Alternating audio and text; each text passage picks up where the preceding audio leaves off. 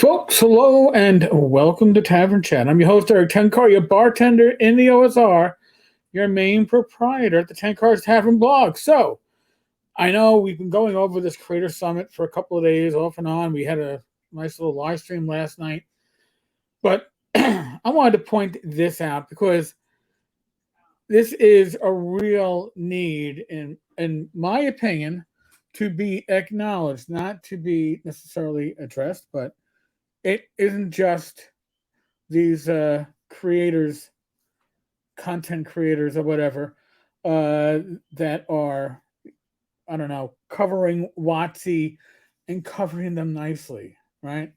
When creators are constantly taking the hit on behalf of Wizards of the Coast because we're the people can access, it takes a toll and wears on us. Are you putting together mental health and support resources because we need them? And then employees have access to mental health resources and support. We as freelancers, you're not freelancers. Okay, you're not getting paid by WotC. If you are, then you're closer to staff. And then it's the connection that your listeners and viewers should be getting some information on. It's become toxic. We're here because we love this game. It feels you don't have our back, and we need you to. Well, I got news for you, folks.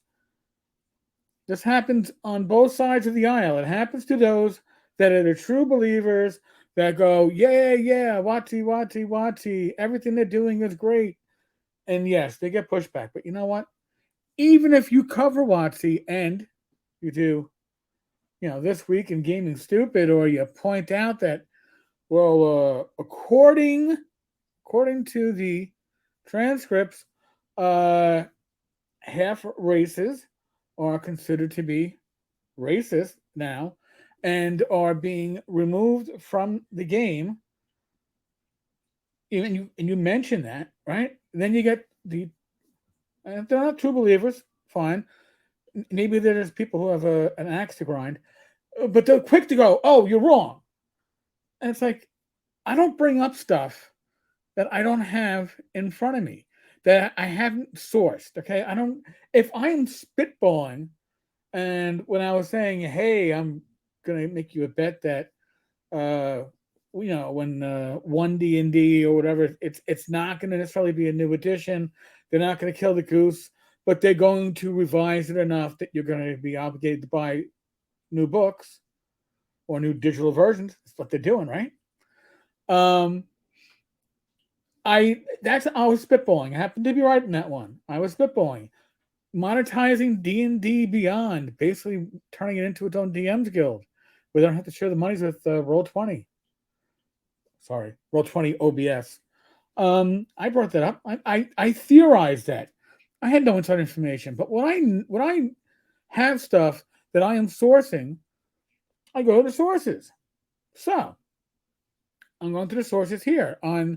There are people out there that are getting attacked because they're supporting WotC, and there are people out there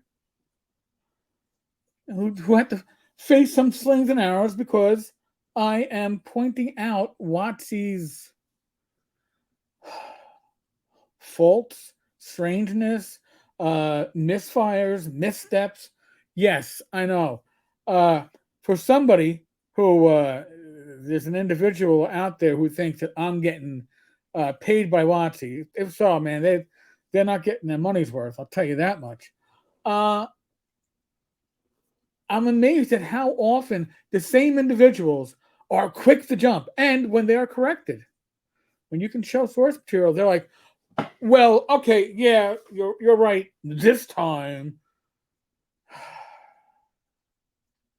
Listen, my mental health is fine. I don't, and if I needed resources, my wife's a social worker. If being attacked on the internet, and remember, I'm being sued for speaking on the internet. If being attacked on the internet was going to cause me that much strife, I'd step away. And that's the advice I'm giving these creators over that the D&D Summit that feel that they're taking the slings and arrows that should be going at WotC, but because they're the cheerleaders. Well, I got news for you folks. If you are a cheerleader, and some of these people are mindless cheerleaders, mind you, they ignore the missteps and just go rah, rah, rah. Hey, Spell Jammer is awesome. Yo, man, thank you for the cauldron. Send me more free shit. You're going to kick some shots. That's part of the process. Heck, you could be the nicest individual on the internet, and you know what? Somebody's going to look at you and go, "Ooh, that person doesn't deserve the attention that they're getting." Why? I don't understand why they have X number of subscribers. Because maybe they're jealous. Maybe they wish they could be an online creator. I hate using that word creator. An influencer sounds shitty too. I'll tell you the truth. But people, YouTubers, right? You're putting yourself out there. Nobody is putting a gun to your head and saying, you got to create videos or we're going to shoot you in the foot. You know what? I could probably shoot myself in the foot. But nobody's forcing me to do this. If I take a few hits because somebody is upset that I'm bad mouthing WotC or some other company, so be it. All right? That's part and parcel. It is part of the price you pay to be out there on the screen. Nothing in the world says everybody has to like you. That's just real life. All right? I did not, and if you're offended by this, I'm sorry, but I did not grow up in the world of participation trophies or safe spaces or all these other things. So you don't have to deal with any real stress.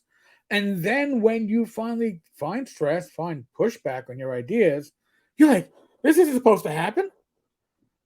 How dare people question me? That's part of life.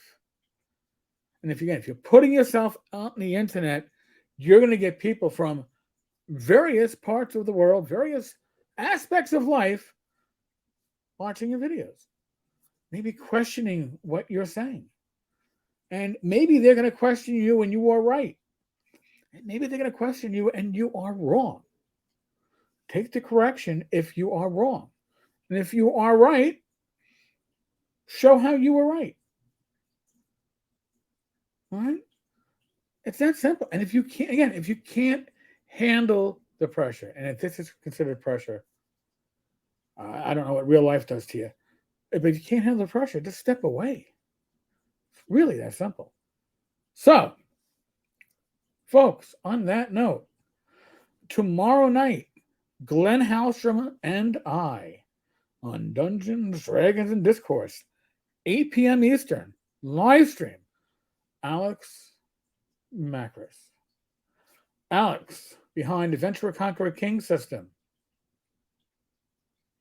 Axe, the main man, who's also rewriting Axe. At least he was when the OGL fiasco was going down. I am looking forward to sitting down, talking to Alex. Should be a good show. That's tomorrow night, 8 p.m., this very channel.